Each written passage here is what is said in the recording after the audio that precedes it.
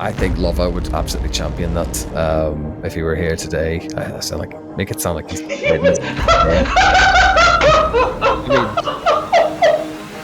I mean, if Luvva were present on record and his absence is noted.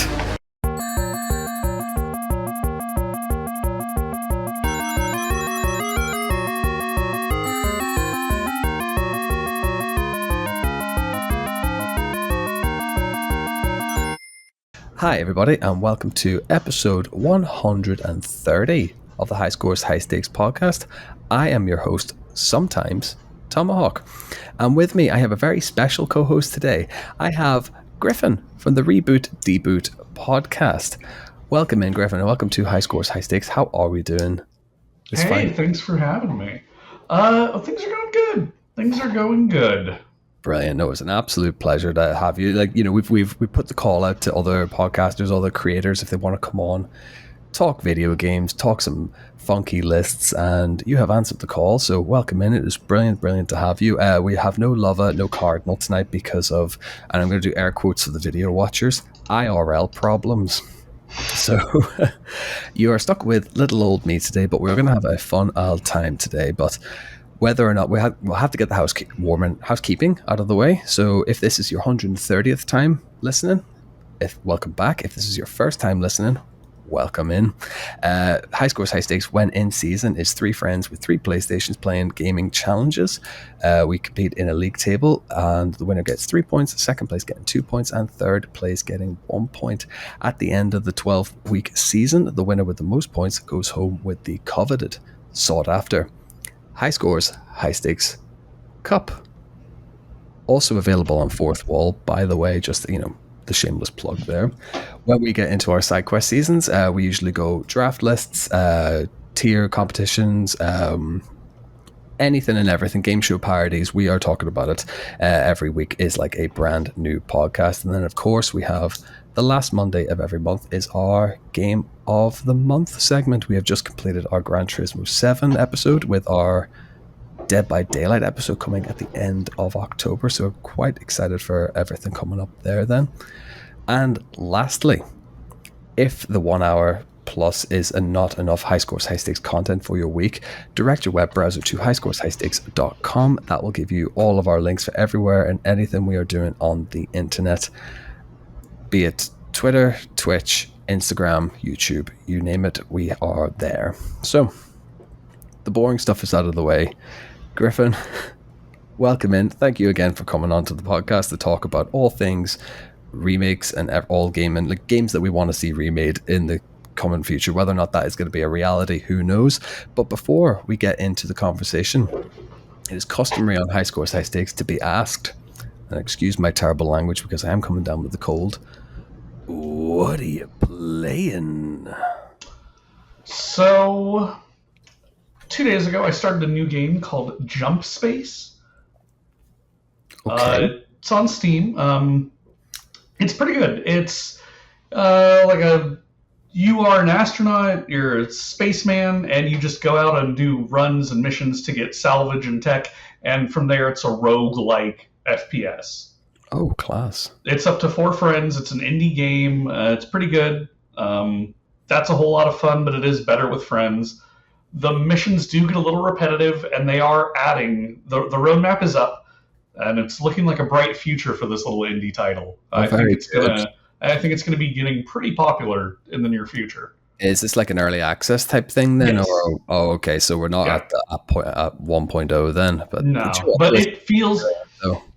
For early access, it feels very solid. The gunplay feels good. The bugs aren't really noticeable. It feels very stable. And I'm not a huge sci-fi fan, but this feels like a good sci-fi game. The worlds break down in stages. You have a hub area you go to, and then you go to what's a galaxy table, but it's really just a map selection that you pick your mission from. And you and your friends ready up, and then you go to that stage. Okay. And then in like Hades or Binding of Isaac, you have an overall map, like pathway that you can follow.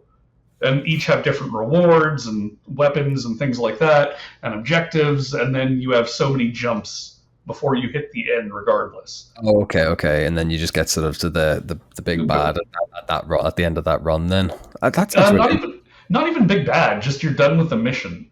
Oh, okay. It's funny because the robots look like they're from that game Generation Zero. Oh, yeah. Okay. And it's like, this is Terminator in space. Like Sarah and John did a bad job because the robots are flourishing in outer space, and now we're paying for it. Brilliant. This is one thing I love about these early access like indie titles, like because I play a lot of Phasmophobia, and that is still technically in early access. Sure. We're 5 years deep into early access now.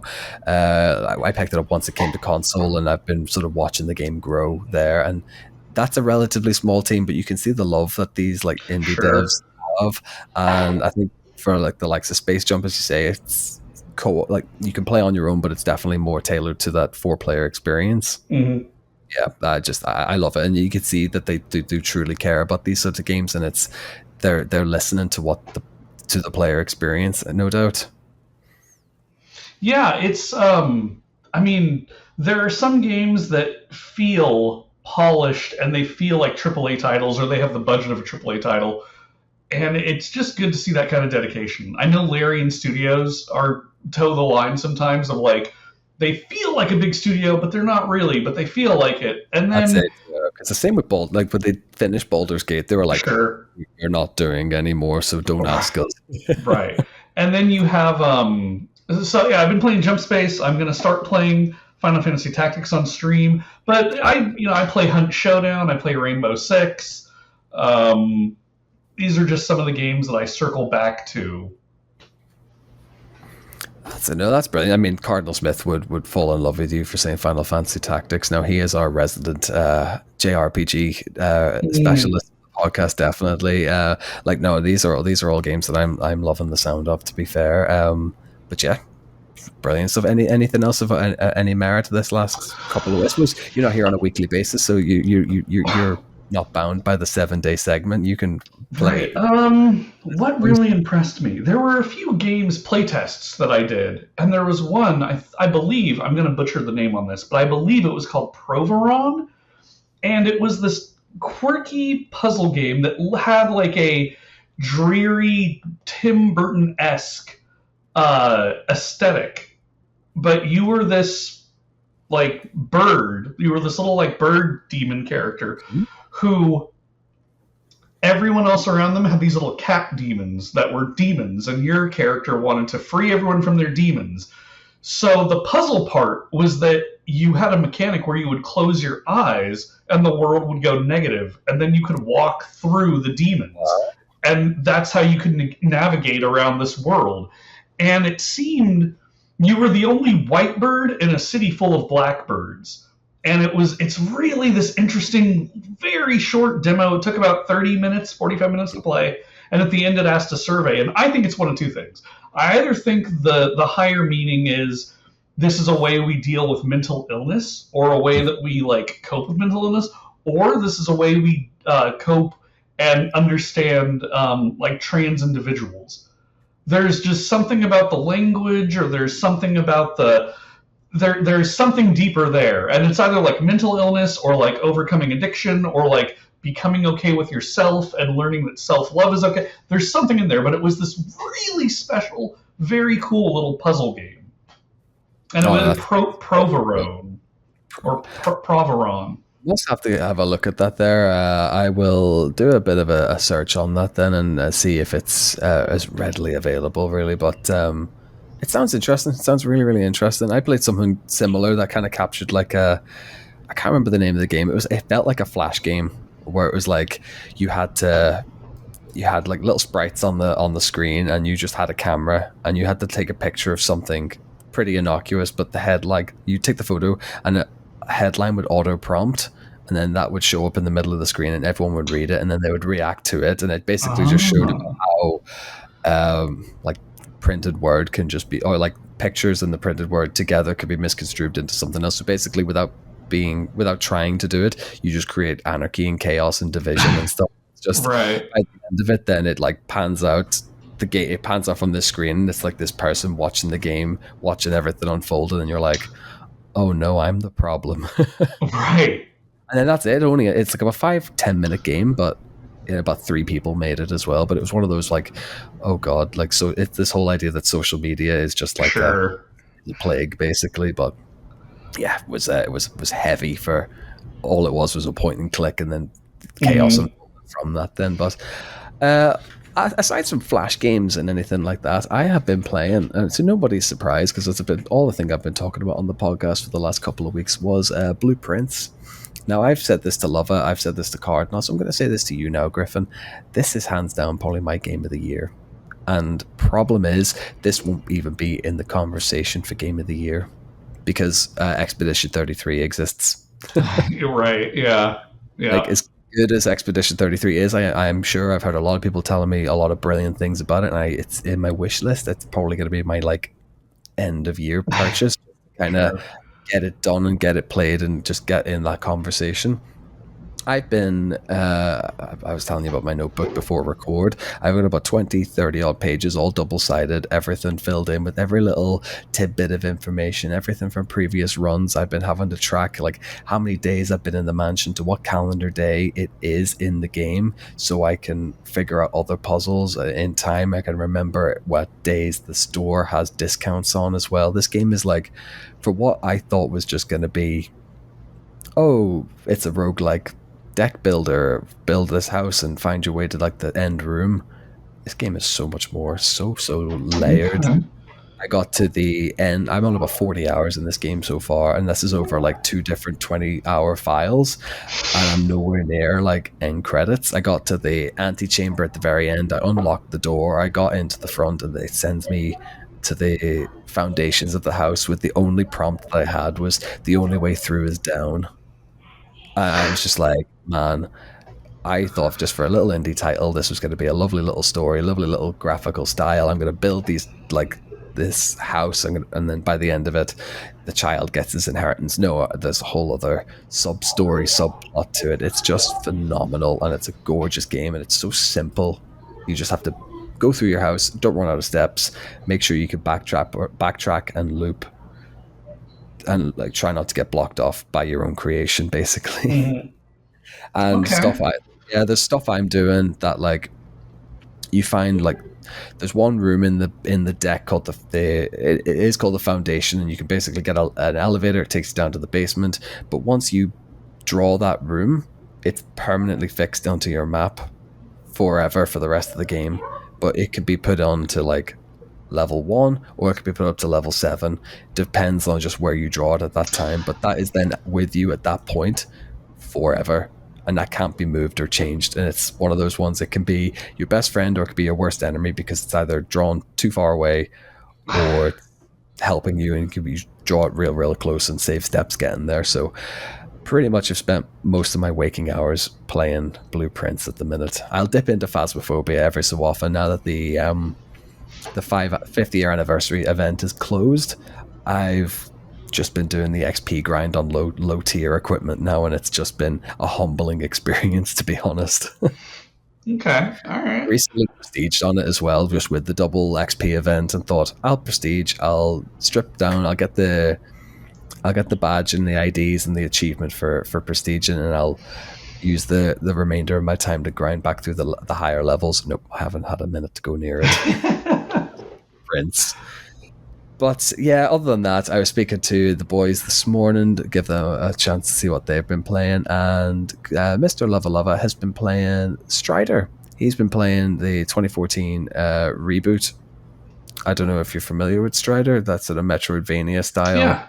Yeah, it was on PlayStation Plus, and Love has been talking about it pretty much nonstop in our group chat. Now he's just, Double Helix did not miss with this game. It's absolutely brilliant. It's devilishly difficult though as well, but those games tend to be anyway. They just frustrate and challenge the player. Like, but it was a PlayStation Plus game still. It still is on the catalog. So if you have it, if you have that facility, definitely worth a shout.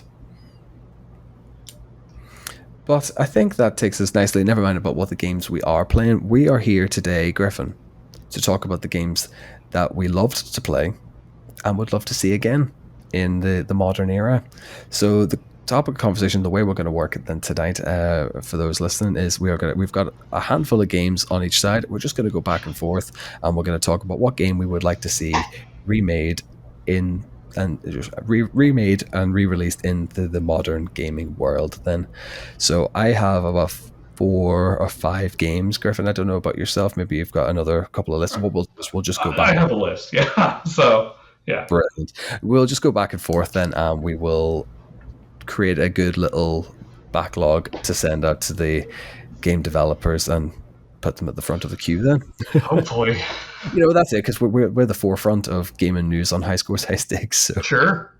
I mean, of course. And we're the arbiters of what gets, remade or demade. This is like fan service at its, we're fighting those battles for everybody who just wants games played. I mean, it's all well and good playing them on the OG hardware, but I want to see these in like full 4K. Mm-hmm. So I think what we'll do is we'll take a quick break, and then we'll convene our lists, and we'll get going. Perfect. So, Griffin, in my haste to kind of talk about what we've been playing this last week and what the sort of subject is for the podcast today, I forgot to introduce you properly. Yes, I've said you're Griffin from the Reboot Deboot podcast, but I'm going to give you the floor for a couple of minutes and just kind of pitch your wares to the listeners, because there's probably a few listeners on our side who haven't heard what it is you are, what you do. So yeah, the floor is yours if you want to. Sure. So I am the starving artist your parents told you not to become. I am a self-published author. I have 2 podcasts, and I am a Twitch streamer. So the initial stream, the initial podcast is Reboot Deboot, and that has been going for 5 years. And that is my best friend Alex and I, and we talk movies, and then their remakes or rebooted franchise, and then we will compare them side by side. So we've got like 150 episodes over 5 years, and we've covered every genre under the sun and almost every movie, and we're still nowhere near done. That's it. That's brilliant. That's what you think. Love to see. It's like, I talk about this to the boys and think, when are we done? But gaming, like much like movies, is this evergreen content. Like, it's the self-fulfilling prophecy. Like, you're going to be doing this until we're dead, or the day after. Yeah. Anyway. I was just on Stu World Order podcast about 2 weeks ago, and he asked, "Is there an end in sight?" And I said, "Well, not really, because the Anaconda trailer just got released today. So, as long as movies keep getting remade and rebooted, Alex and I will be there." The second podcast is a music podcast where my friend Mark and I just review albums that we think are good or underrated or may have been looked over. And then I am a variety streamer with a hard lean towards gaming. And then for the self-published stuff, all my writing, I've written a kid's book, 2 poetry books, and a horror collection. Wow, okay. Very, very busy man then. Yeah.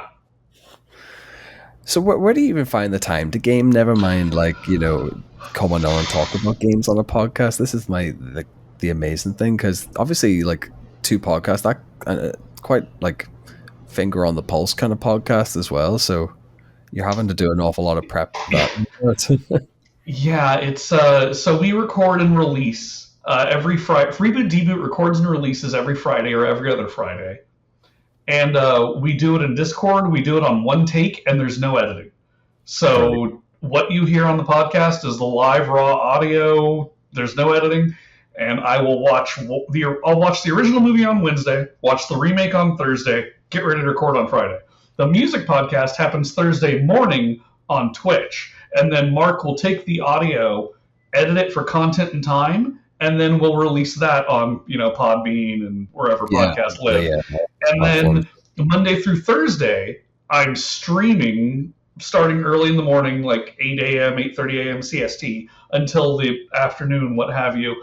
And then I'm writing in between all of that. Incredible. So, yeah. And this is the laugh. Like me, Luvva, and Cardinal do this part time. So trying to shoehorn, especially for us in season, we spend a lot of time. What I like to call that micro gaming. So and for our challenges, we spend probably about an hour, 2 hours tops playing it in prep, and then it's a one and done, or like one and done thereabouts for the challenges. So when we come into our side quests, we have this like infinite, what feels like an infinite amount of time now to actually go and play games like properly and in depth and stuff. So this is why like I'm just jumping at the chance to be playing like Blueprints for as long as I have been, because I'm not clogging up my PlayStation stats with like, oh, you played Chivalry 2 for 1 hour, or you played this game for Right. 5 minutes. Like, so yeah, like I think it's fun when you get to have that time to play it. But what we'll do is in the episode description we'll stick all of your links, all of your shows, your Twitch channel. We'll stick everything into the episode description below, and we'll build the community. Sure. But yeah, what we'll do is we will jump straight into our lists. And because you are our guest today, you have the virtue though of going first for your games to be remade. So big responsibility today, and only because I'm going off mostly Luvva's notes here, so I want to try and memorize this and not fumble my words. So there was a lot. There's a lot. Now, when I first got asked this question, I shot out 2 or 3 titles that I just thought, what would I like to play again? And then I started ruminating on this idea. So I think a game that should be remade, bring back Siphon Filter. I think a modern stealth action game, like specifically Siphon Filter, with today's modern gunplay mechanics, where we have had games like Titanfall, and we have had games like Mirror's Edge, and we have had games in the competitive shooting space like Rainbow Six or Valorant. I think that a slow burn, like Siphon Filter game with all the gadgets, and then with a 3D world in 4K with the focus on stealth or like stealth takedowns, I think Siphon Filter is ripe for a remake in the modern gaming environment. Oh, absolutely. I'm glad that you said Siphon Filter. Like, we're going back that far as such, because people could have easily just said, "Oh, what about Splinter Cell? Get that remade." I think Splinter Cell is kind of this. It's getting the anime push at the minute now, so that's why I didn't say Splinter Cell, because I'm like, it's kind of we're on the track of getting that. Then I think it'll not be long before we start seeing a new game, not so much a remake as such, but just new installments. Sure. If we got a Siphon Filter remake, you just hit the nail on the head. If you put modern sort of gun mechanics in, you kept the stealth, you put like stealth takedowns, big sort of not over the top action like cinematics and stuff like that. But I've only played a small fraction of Siphon Filter. I think that I spent a lot of my time on the PlayStation Classics catalog, just kind of running around going, is this where I meant to go? I don't know. Like it's beauty in the chaos, and I think for a PlayStation 1 title, it's just phenomenal looking. And sure. I think if you just jazz that up, put it into like the Unreal 5, like an Unreal 5 remake, like the same way that Metal Gear Delta did as well, it just gives it that new lease of life then. And there are a huge fan of the franchise is out there, so would absolutely be lapped up.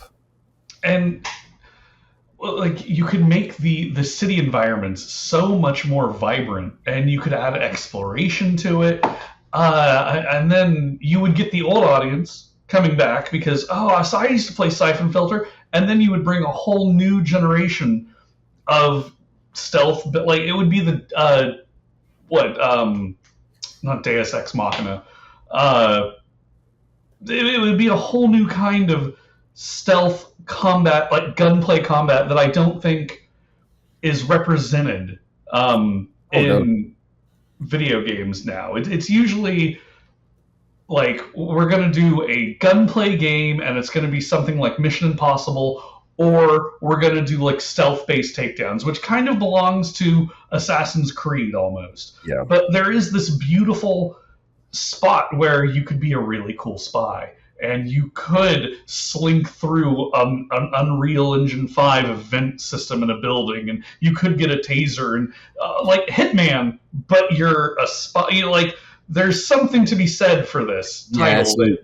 They're building blocks. Thriller more than anything, as opposed to like Hitman, you can kind of run and gun your way through. I suppose with Siphon Filter, if you wanted to go about that, you could just go and run and gun your way through. Right. So you can maybe bring that in and rein it back with, but stealth is probably the preferred option to go which Sure. there are a lot of games that tend to go, you can do both ways, but we've made the game that stealth is more fun or action is more fun. So, Right. I just think, as you said there, we haven't really had espionage thriller games in a long time now. They've kind of just sat on the shelf, like development shelf, and just collected dust for the longest period. Now, I think now that arguably, I would say since like Metal Gear Solid 4, really, since the last like espionage thriller that we've had proper like to the title. Now that Kojima's announced that Sysint, I think we might kind of start to see a few Sure. more tactical spy games kind of creeping back into rotation. And I think now that he's done it, he tends to be the leader in Hmm. that. Let's not kid ourselves. Actually, people might start to follow suit on this, and if it means that we get a little, even if it's just a HD collection, like bump the port up, and then the fan base will, or enough discourse, that they can force their hand into a remake, which kind of ties in nicely to the game I want to talk about. Unless you have any additional thoughts on Siphon Well, Filter. no, I was just gonna say, like in a world where I saw the Perfect Dark remake trailer and I got excited, and then they canceled Perfect Dark, I know. and I was like, that's what I want Perfect Dark, and I want Siphon Filter back. Like that's because I think they're ripe for the picking. That's it. No, they absolutely are. And I think you wonder when these projects get cancelled, when they're so like Perfect Dark seemed so far down the line. It seemed perfect too from the graphics. It's like this is the perfect evolution. It's like we have all these other games that were in the interim period, and it just seemed right. It just made sense. Yeah. Fingers crossed. Fingers crossed. Someone sense and bring back Perfect Dark as well. But Siphon Filter is a great start, and I think Luvva would absolutely champion that if he were here today. I make it sound like he's.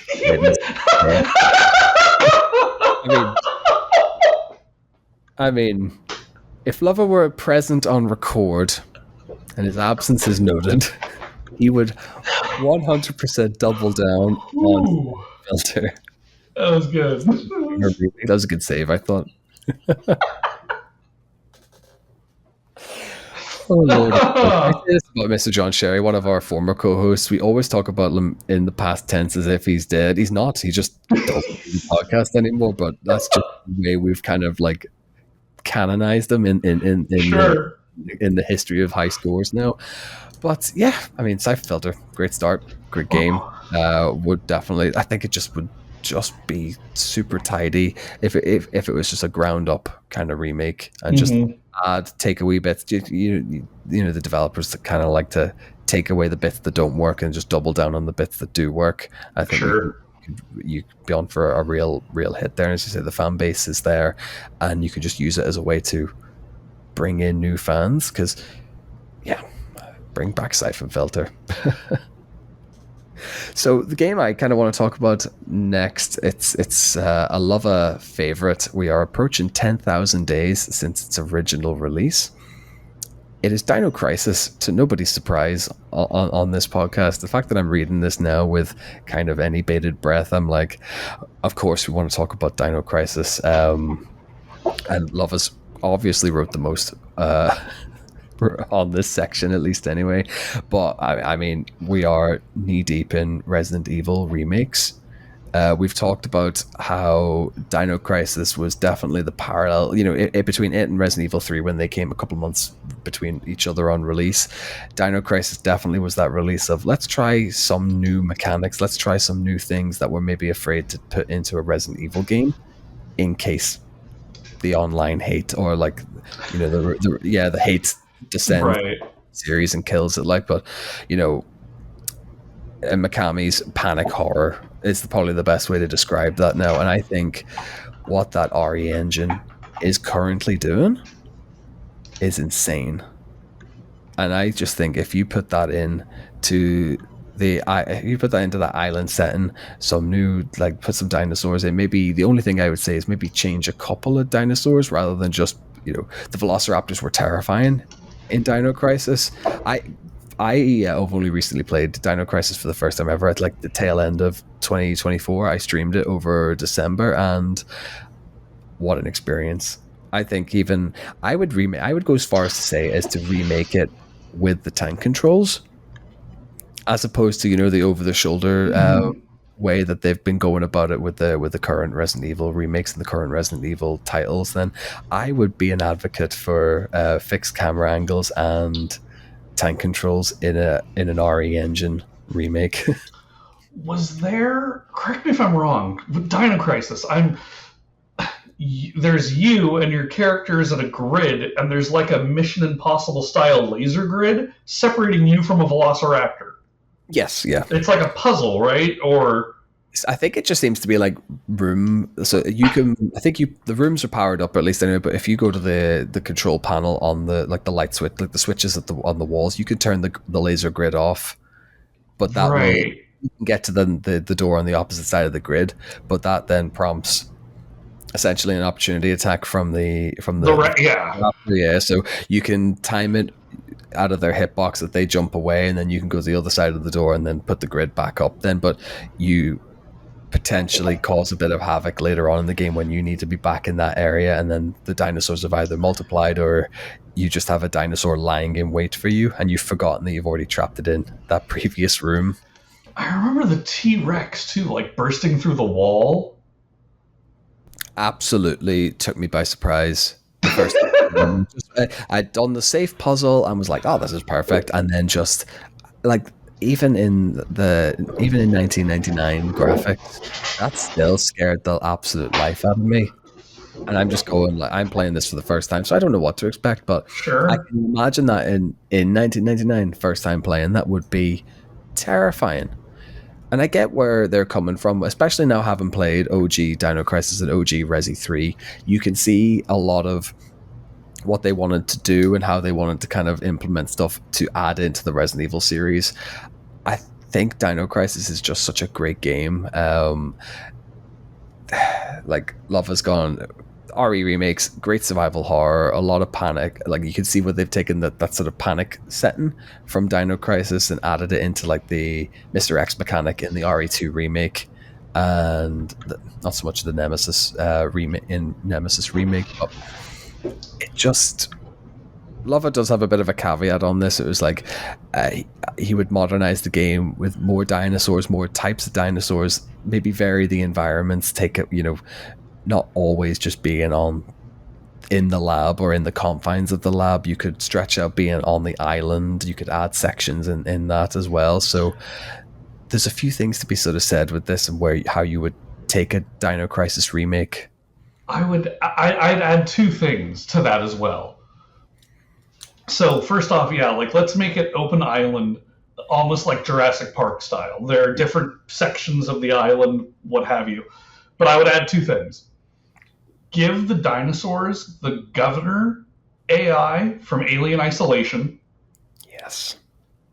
And then maybe 2.5 things I'd add. So give it the governor AI from Alien Isolation, and then have it have a mic facility to where if you make a noise and your microphone picks it up, it's making a noise that registers in the game.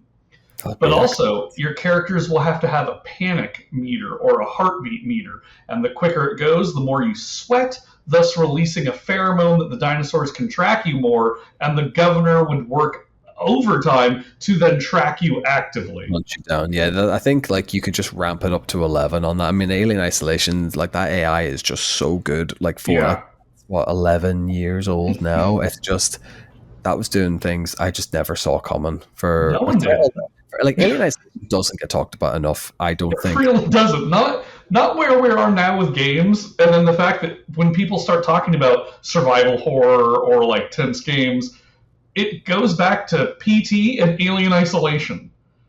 And it's like these are two titles that are kind of game breaking. Like they're kind of like grandfathered in now, but yeah, that AI was insane. And I can't imagine that in a Dino Crisis setting.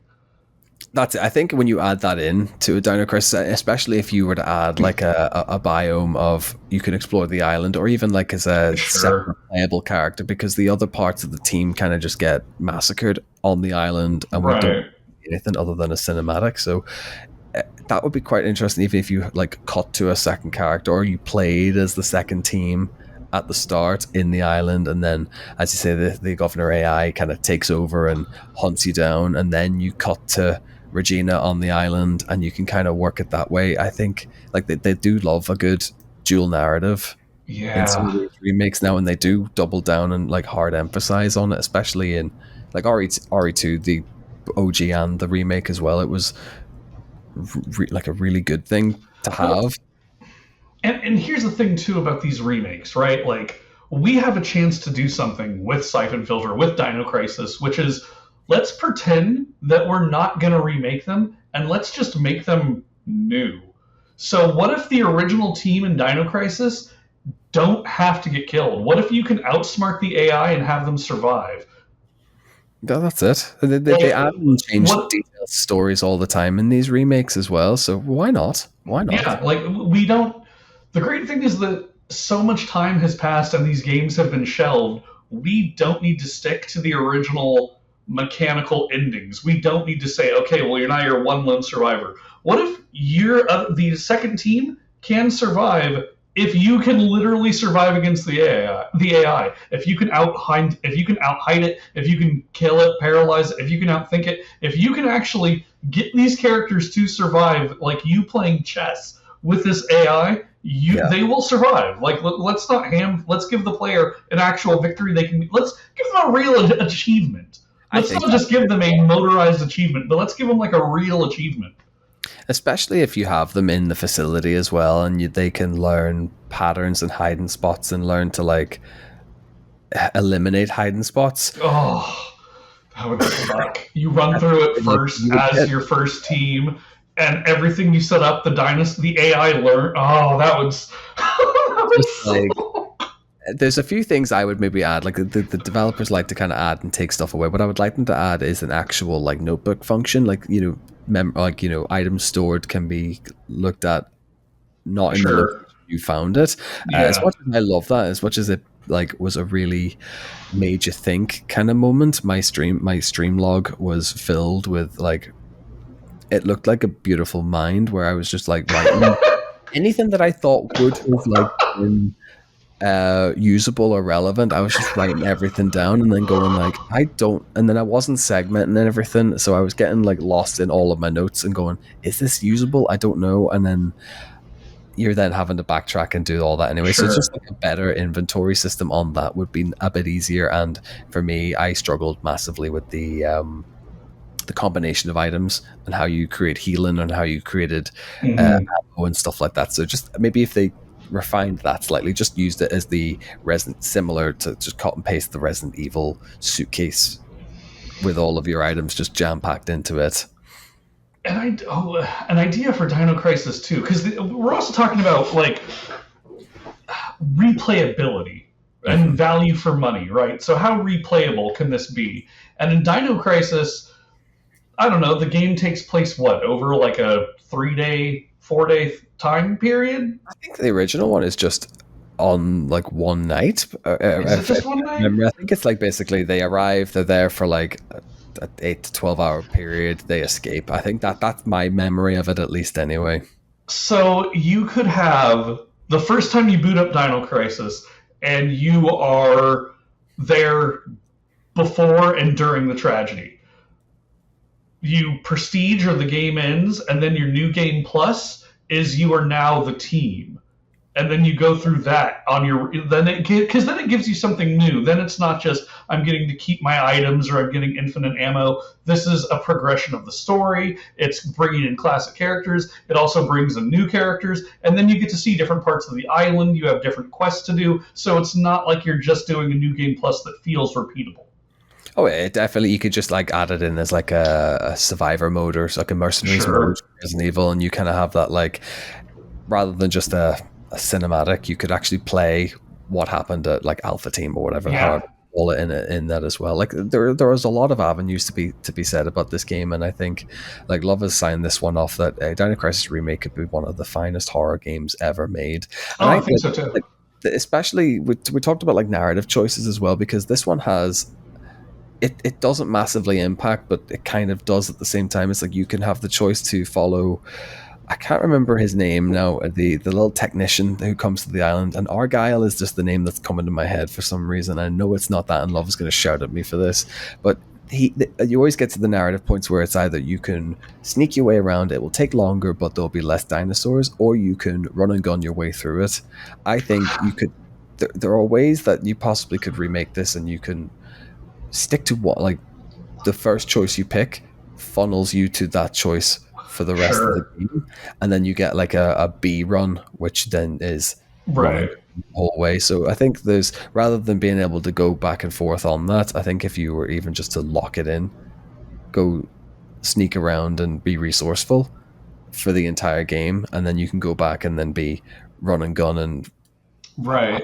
a blast the second time around. Just there's a few Right. options for this, and I think yeah, this could be a real special one. Should I think should so we do too. it?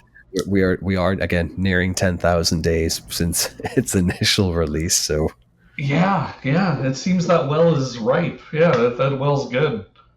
plus that, yeah, as I say, that RE engine just can't. It hasn't missed. It's so good. It just has brought that like the remakes, the like Mm. 7 and 8. Just they look stunning. I would even go as far as to say this in first person, do it as Resi 7 and Resi 8 is done. I think that would just add a little bit more terror and fear to it, similar to the Alien Isolation vibe as Yeah, well. I'm thinking it's got to be first person now. I'm thinking it has to be first person, and because my goal is at that point, put it in VR. Yeah. Like just push it because yeah, I believe it could be.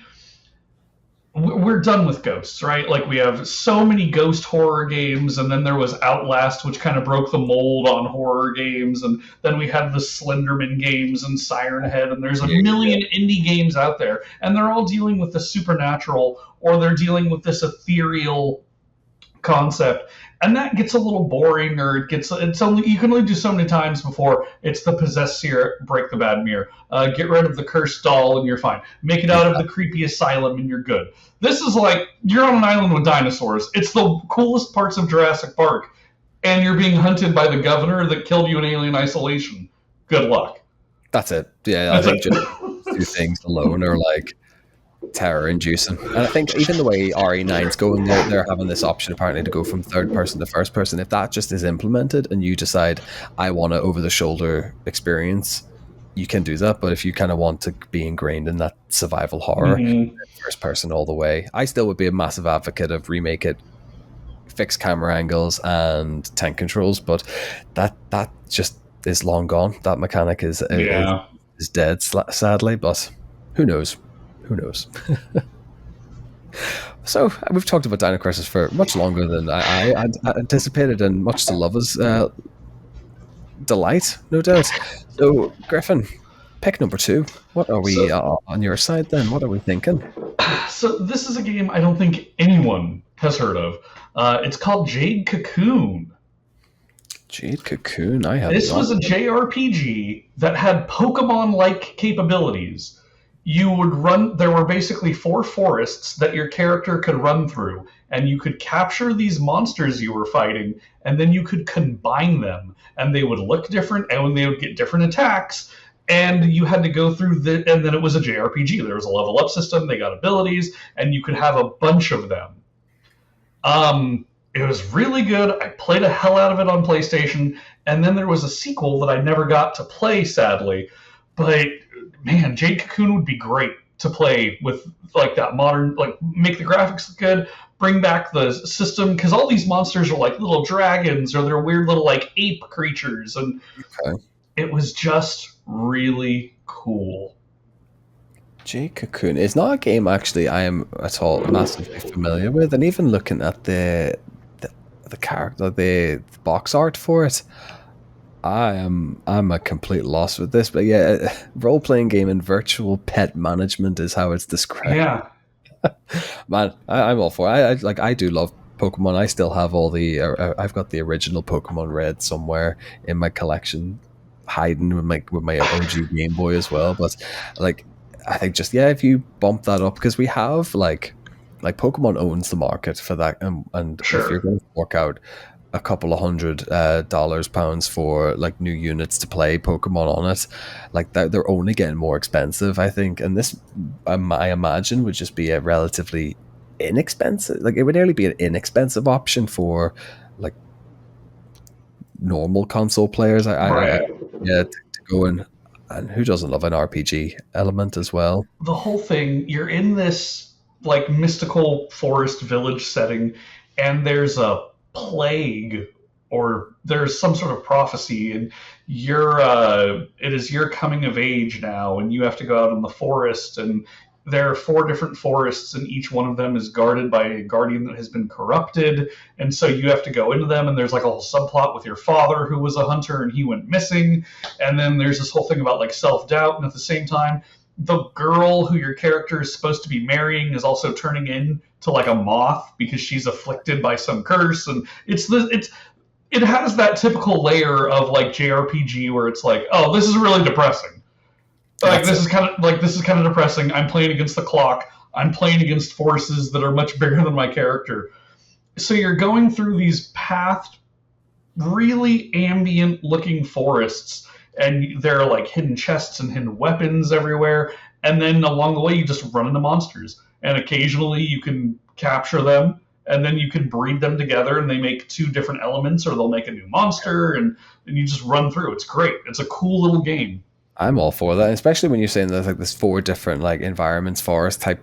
I'm looking at a few screenshots of this now. It's very turn-based combat. Turn-based, yeah. And we talked about Expedition 33 earlier as well. Like that turn-based combat, even Final Fantasy VII Remake does their turn-based in a slightly different way now with the like the hybrid attack system. You can actually like use your abilities on the go and stuff like that. But like turn-based games, they never went away. They never ceased to be popular. They've just gotten more clever with how a turn-based RPG appears now. And Expedition 33 seems to be kind of the forefront of how these types of games should be done. And I think even if this isn't a full-blown like, we'll call it in this instance, it will still be a remake, but it doesn't have to be like the pinnacle of gaming graphics. You could push this up to like, a HD remake as such. Sure. And flesh out the areas, make them sort of semi-open world, as you say. And obviously this isn't a good point for me because I've never heard of this game. But I imagine that there is a fan base, probably a niche fan base, possibly. But sure, I'm sure there is. But I think our RPG fans, turn-based combat game fans, probably would see something like this and go, "We give Expedition 33 a chance. Like, let's jump on it." Well, it's also different too. It's different aesthetically. The soundtrack always kind of stuck with me. And then it has like the monsters aren't cute or cuddly. It's not like Pokemon or Digimon. These are like almost wild looking creatures. Like some of them look like dragons, or some of them look like bees, and they're not designed to look like cuddly or friendly. They're designed to look like actual creatures of this world. It does look very good. Like even the like the setting, as you say, it just looks a little bit different from just open plains. And yeah, there is something unique enough there that I think if Jade Cocoon came out today, I think it would be an indie sleeper, and then it would blow up for like a month. I think one big streamer would find it, and then it would become oh, this is cool, and then I don't think it'd go anywhere out of that. But I think there's enough there that this game could be resurrected and shown to a lot of people that I think there's a lot of miles in it. That's it, and especially players like myself who have just gone into this, just kind of having to do their like looking at the imagery there on the fly. If that was done, if I was told like, oh, there's a reboot it, remake it, market it as a PlayStation Plus exclusive, put it on for 20 quid, 25 quid, like they did the same thing with Sword of the Sea. And Sword of the Sea was one of my favorite games of the modern era. I think I played that 2022, 2023. Phenomenal game. So, the turn-based games forever have stood the test of time for its popularity. So I would jump on that definitely. And those types of games, you can jazz them up, push them out at a relatively reasonable price as well. Sure. Yeah.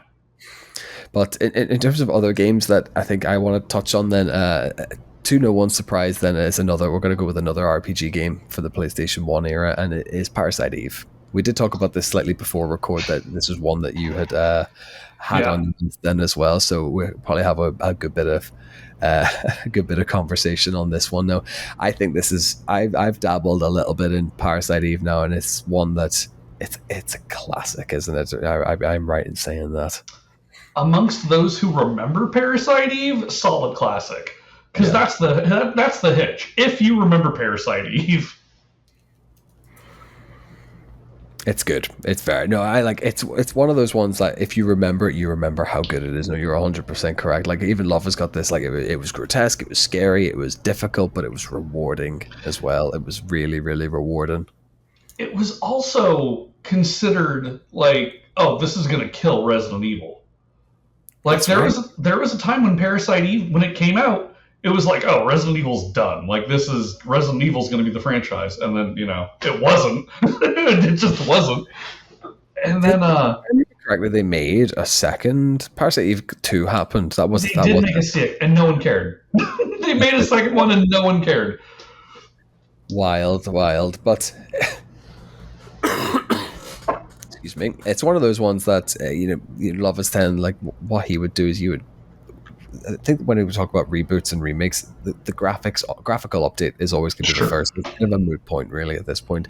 His idea, you put the active time battle system from Final Fantasy VII Remake, I think kind of does add a lovely dynamic change into how you play these types of games. And yeah, man, like I don't remember an awful lot of the set pieces of Parasite Eve, but I think just being able to do sort of stuff in real time with the world sort of happening around you, I think would be a nice change as opposed to you're blocked in and you're stuck by like cutscenes and that kind of stuff. Like you can kind of let everything become a little bit more free flowing, no more pre-rendered backgrounds, which was never a bad thing that kind of way. Parasite Eve had the misfortune of being caught between Resident Evil and Fatal Frame. And at the time, those two games kind of sucked all the oxygen out of the room from Parasite Eve. Yeah. Because even Silent Hill was working in that too.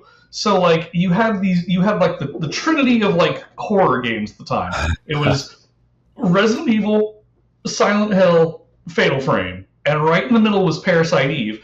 And you'd play Parasite Eve if you were lucky enough to, or maybe you rented it from Blockbuster or whatever. But it had elements of all three of these, but it didn't commit hard enough to any of them because it wanted to be its own IP. And I think that there just wasn't, at the time, I don't believe there was enough room for Parasite Eve to really flourish. The problem with that, you say like it kind of existed within this like horror RPG trinity. The problem you kind of face then with the remake is it sounds like it's just a poor timing thing. Then, so by the time a Parasite Eve remake does come around, we're probably going to be having this conversation in about 5 or 6 years' time, where it's getting bogged down with Silent Hill 3 remake. It's going to be another Resident Evil, and then it'll be a Fatal Frame remake within that same window, and then everyone will go, "Oh, Parasite got remade." Anyway, because also Clock Tower and Alone in the Dark kind of got swallowed up too. Because Resident Evil kept going, and Resident Evil became the powerhouse that it is. Silent Hill always became this Silent Hill's the real horror video game. Like Silent Hill's scary, and then Fatal Frame was the art horror game. It was like, oh, Fatal Frame's beautiful, it's creepy, it's scary. And they're like Clock Tower, Alone in the Dark, Parasite Eve, all these other games, they have a fan base, but in terms of gameplay or gameplay mechanics or aesthetic, I don't believe that there was enough oxygen for all of that to survive. One time, yeah, no, exactly. Yeah. We are part of the problem if a remake like this comes out. People like us are going to snap it up big time. Absolutely. Because you can push it too. If you do it right, it's Parasite Eve was so creepy in its environment, in its soundtrack, in its story, and it's just what you saw on screen. Parasite Eve was truly unnerving. and it wasn't straightforward like Resident Evil with zombies. It was a little more mystery, like Silent Hill, where you had to piece things out as you played. But it wasn't ghosts, and it wasn't just zombies. It was something immaterial in between that. And I think that if we pushed Parasite Eve now in the correct way, we get the right studio, we get the right writer, we get the right director. I think we could get a whole new genre of, or at least a whole new Parasite Eve where it stands on its own and it gets the respect it deserved back then. Yes, this would be like my hot take. Like I've always had issues with Bloober Team. I don't think for a longest time Bloober Team have ever put out a consistently good game. There's elements of good in their games, but so whenever they were announced as the team who were taking on the Silent Hill 2 remake, I think we shuddered. We breathed this like collective like, oh god, like if the franchise wasn't like dead and dying at this point, Bloober Team would be the team to put that nail in the coffin, and Silent Hill would never be touched on again. But it like they pulled it out of the bag. They've turned it into an absolute smash hit. They've turned their reputation around overnight, and then what they did was they moved on from a remake to an original IP with Kronos, and Bloober Team are in this like super good position of strength. So like, give it to these are the types of remakes that let them go out into like into the public, let them go out into the domain, let a struggling studio or let a studio with something to prove take it on and give it get fresh eyes and a new edge onto it as well. Like Love is going with you can take away the pre-rendered backgrounds, over the shoulder perspective. You could maybe move it into first person, similar to how we talked about with Dino Crisis, turn it into like an actual like more impactful with some of those like design changes, and you could have a real good a good franchise revitalized then as well. Yeah, I and like the graphics would be good. Like game design, game music, games in general have grown so much since Parasite Eve, right? It could be. Do you remember that game, The Medium, that came out about 4 or 5 years ago? Oh, I know the name, but I don't know anything I about it, to be feel honest. like that's where Parasite Eve could live. Like there are a few like horror slash slice of life or like dreary drama games out there that I feel that Parasite Eve could fit right into. And then with the sheer horror aspect, it would push it beyond that. It would become something more than what it was. Right. There was it's a really really interesting premise as well. Like I mean, Parasite, like Luvva loves Parasite Eve, has talked about it several times on the podcast as well. He has left a little addendum onto his comments. The Parasite Mutant is sort of this honorary Parasite Eve remake, reboot, however we want to call it, which may have just beaten square to the punch in terms of this might be the closest thing we get to having a Parasite Eve remake. Is this like, a lot of these indie devs and are coming up and going, this is the spiritual successor, or Right.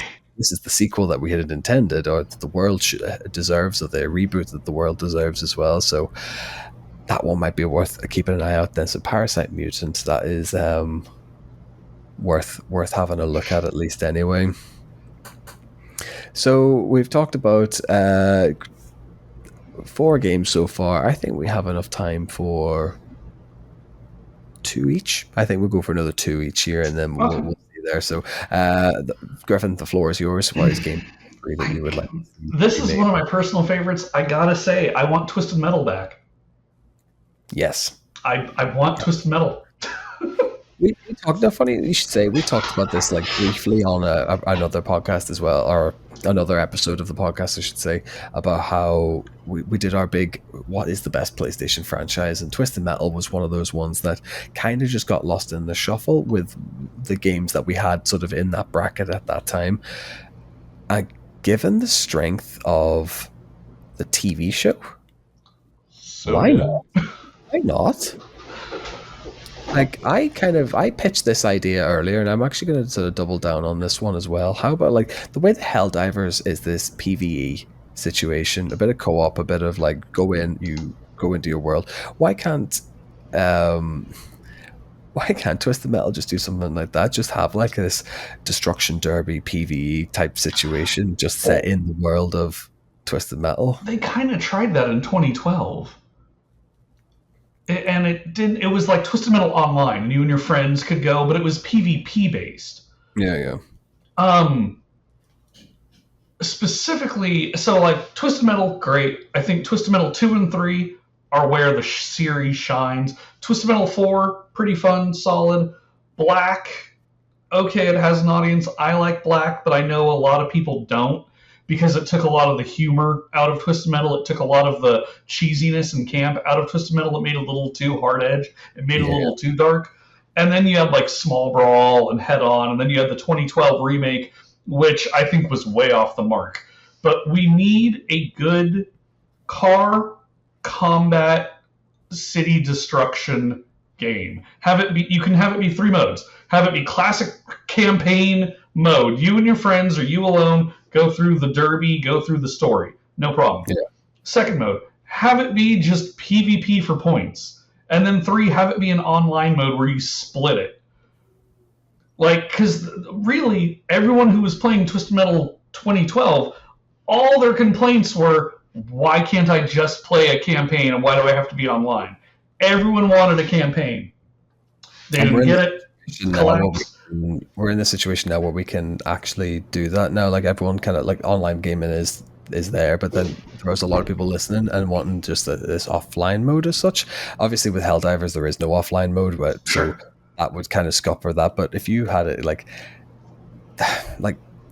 you could play solo for Helldivers, and you just enjoy the world for how different that is going to be. But I think, I fully believe that there is a place in the world currently in gaming for Twisted Metal Remake.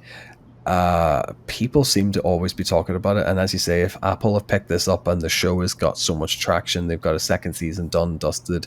Whether or not a third season has been sanctioned, I actually don't know.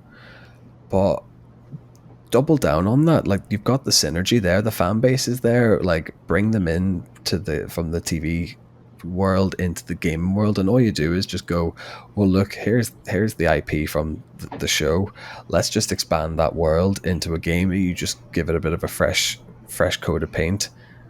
Even if you turn it into some sort of courier system type campaign, and you just kind of go add Cars and Carnage. Yeah, I mean, I was skeptical at first with the Twisted Metal show, and I saw the first episode, and I'm like, I'm in. And I watched the first season, loved it all, couldn't wait for it. Watched the second season, loved that. Everything was cool except for Minion. That one kind of was weird to me. That one was strange because I'm like, he's supposed to be in a tank. It's a whole thing. I'm not going to get into it. But there's a time there's right now is perfect to bring back a good car combat game.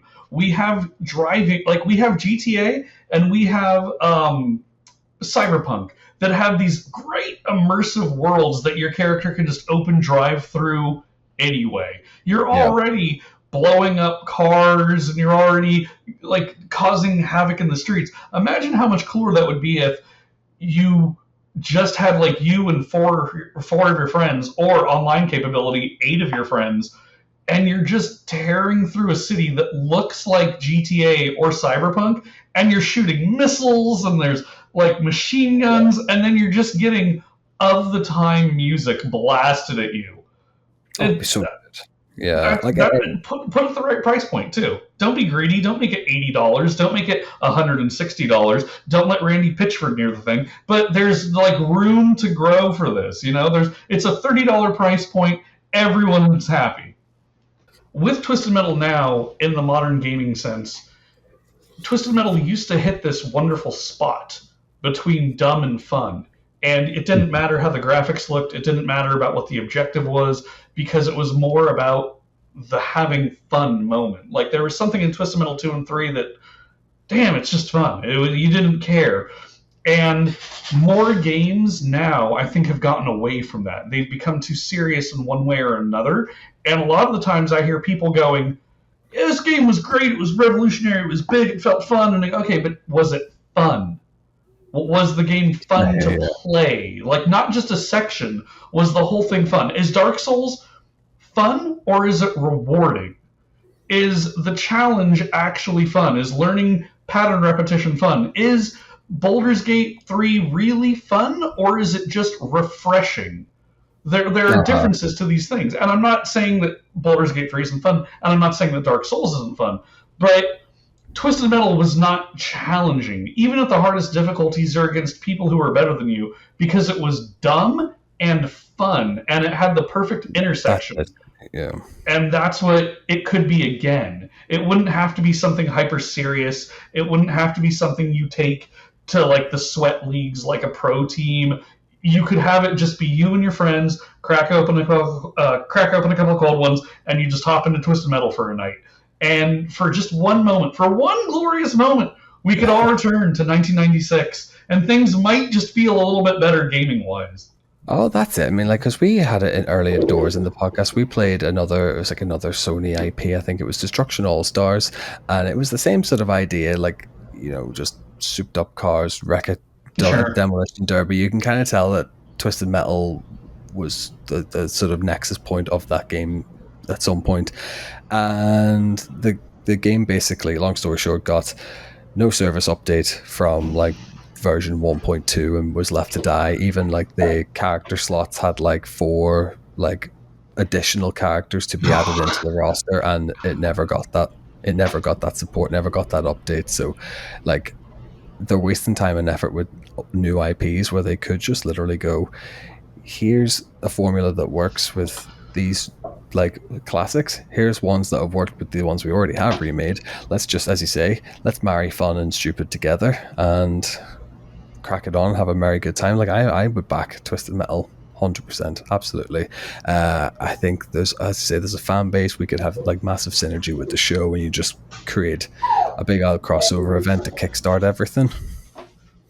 I think so. But I think I'm going to take ours from fun and stupid and serious and whatever it is. I'm going to bring ours down to a different level here now. So our last pick is Luvva has jumped up with Sonic Adventures. He would like to see a remake of Sonic Adventures. So this is a game that Luvva has many man hours in on the Dreamcast. He says, "I know it hasn't aged particularly well, and that is why we need a remake." He Sure. just, yeah, it was in a time where it was the awkward quote teenage years of 3D gaming graphics. The developers are still trying to figure out how that works, how the camera works in that 3D space, and basically what they're supposed to do now. That I feel as if has been very much locked in. I think I think Lover just wants to see more Sonic in our play libraries, basically. Sure. Yeah, and there is such a divide too. It seems because when people talk about, I feel like people of a certain age when they talk about Sonic, they're actually talking about Sonic 2 from the Sega. Yeah. I don't know many people who, if the conversation of Sonic the Hedgehog pops up, I don't know how many people are championing the Dreamcast days or, No. like the 3D onsets. And then I have a friend who used to speedrun Battle Adventures, and she actually Okay. got it to like 15th in the Oh, wait, world at one okay. time.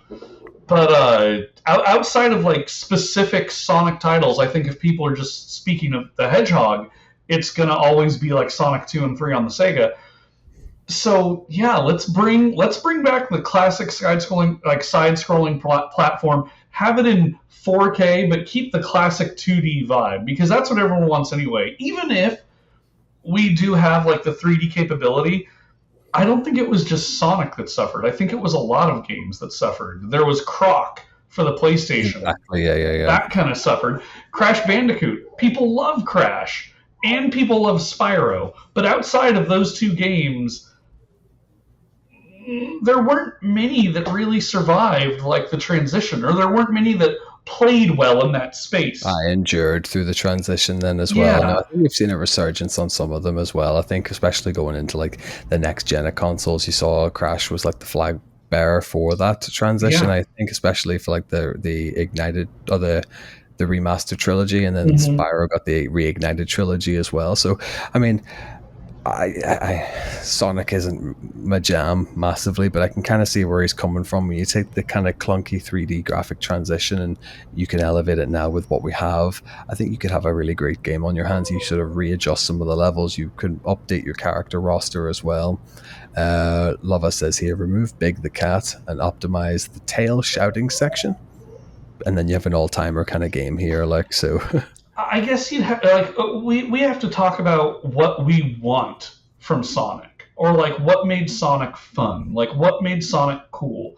And I think in those early games, the replayability of those early Sonic games was the objective was simple, the levels were straight and forward, and the sound effects were doing a lot. Right? Like, it triggered that part of your brain that made you feel good because it sounded like a slot machine when Sonic would go through the rings and things like that.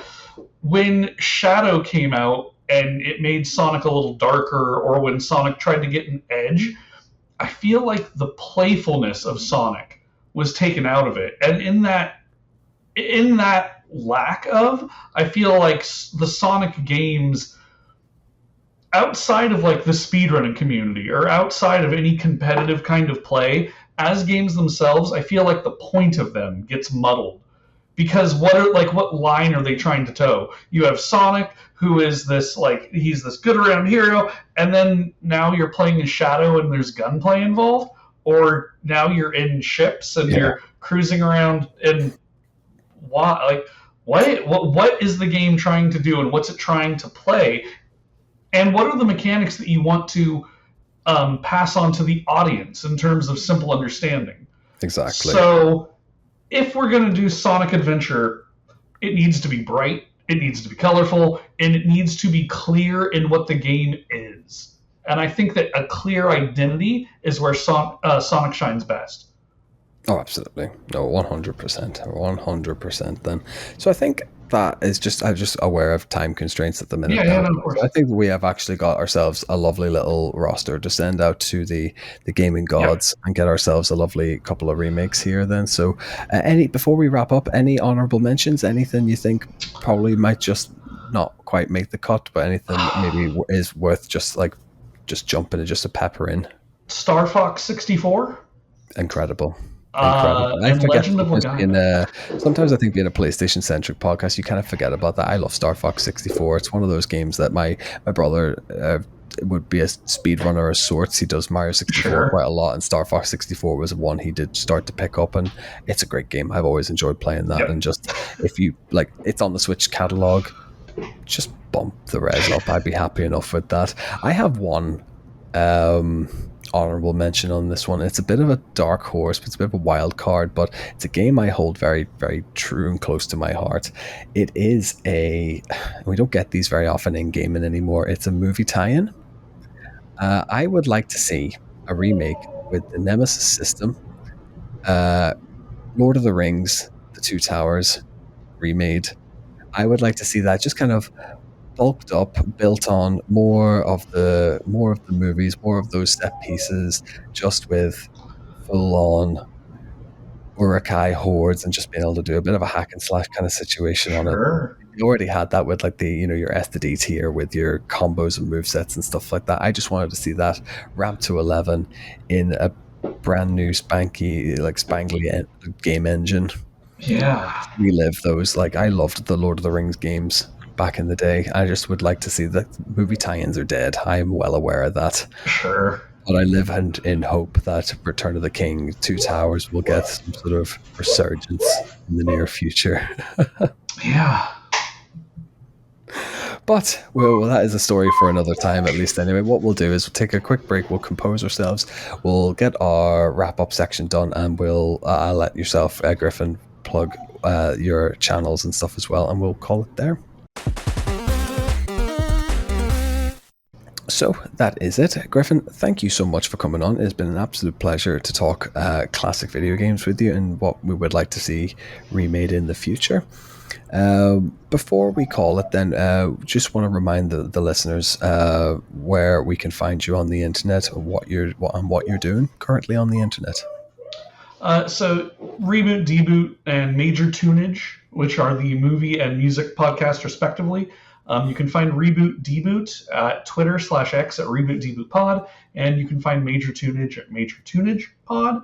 And then, wherever podcasts live, we're on Spotify, we're on Podbean, we're on Good Pods. And then I stream over on Twitch at The Renegade Jester.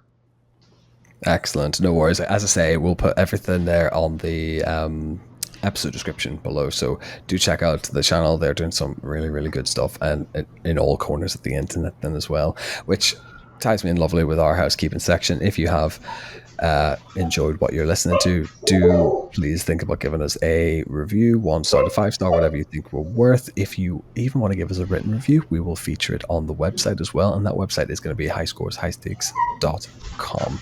so that pretty much is us.